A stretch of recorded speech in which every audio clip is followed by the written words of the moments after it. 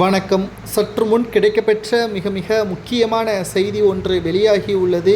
திராவிட முன்னேற்றக் கழகத்தின் மிக முக்கியமான நபர் ஒருவர் அதிரடியாக கைது செய்யப்பட உள்ளார். இதனால் திமுகவின் ஆட்சிக்கு மிகப்பெரிய ஒரு சிக்கலாக மாறும் என்றும் கூறப்படுகிறது. எதற்காக, என்ன காரணம் என்பதை தான் இந்த வீடியோவில் முழுமையாக நாம் பார்க்க போகிறோம். அண்ணா பல்கலைக்கழக மாணவி விவகாரத்தில் குற்றவாளி ஞானசேகரன் அவர்களை கைது செய்த காவல்துறையினர் விசாரணையும் நடத்தி வருகிறார்கள். மேலும் பாதிக்கப்பட்ட பெண் சரியான ஆதாரத்தை நீதிமன்றம் இன்று வரை விசாரணை செய்யவில்லை என்றும், குற்றவாளி ஞானசேகரன் அவர்கள் பேசிய அந்த சார் யார் என்று தெரிய வேண்டும் என்றும் பாதிக்கப்பட்ட பெண் அவர்கள் புதுவெளியில் செய்தியாளர்களது சந்திப்பின் பொழுது ஒட்டுமொத்த ஆதாரங்களையும் தெரிவித்து விட்டார். இந்த நிலையில்தான் தற்பொழுது ஞானசேகரன் அவர்கள் யார் அந்த சார் என்பதற்கான விளக்கத்தை தெரிவித்திருப்பதாகவும், ஏற்கனவே அவர் வசித்து வரக்கூடிய கோவில் நிலத்திற்கு சொந்தமானது என்றும், அவருடைய சொந்த வீடு பூர்வீக வீடு என்று இத்தனை ஆண்டுகளாக மக்களை ஏமாற்றி கொண்டிருந்தார் என்றும் வெட்ட வெளிச்சத்திற்கு வந்துவிட்டது.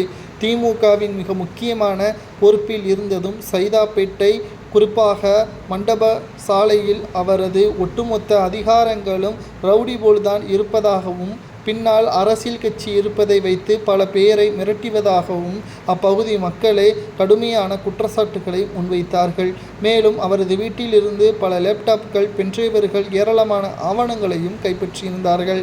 திமுகவின் பின்புலம் இல்லாமல் இது செய்வதற்கு சாத்தியமே இல்லை என்று சட்டப்பேரவையிலேயே எடப்பாடி பழனிசாமி அவர்கள் நேரடியாக முதல்வர் ஸ்டாலின் அவர்களிடம் விமர்சனம் செய்ததும் குறிப்பிடத்தக்கது. ஒன்றல்ல இரண்டல்ல பல்வேறு குற்றச்சாட்டுகள் தொடர்ச்சியாக முதல்வர் ஸ்டாலின் அவர்கள் மீது முன்வைத்தார் எடப்பாடி பழனிசாமி அவர்கள். நீதிமன்றம் கடைசியாக இந்த விசாரணையை தனிப்படை அமைத்து 3 பெண் IPS அதிகாரிகள் கொண்ட இந்த விசாரணையில் பல திடுக்கிடும் தகவல்களும் வெளியாகியுள்ளது.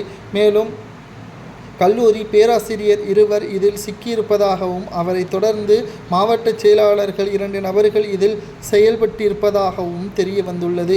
விசாரணையின் முடிவில் ஆதாரங்கள் அனைத்தும் அவர்களுக்கு எதிராக இன்னும் 3 நாட்களில் சேகரித்து விட்டால் காவல்துறையினர் மூலமாக இந்த வழக்கு முடிந்துவிடும். மேலும் மரண தண்டனை வழங்கப்படலாம் என்றும் தெரிய வருகிறது.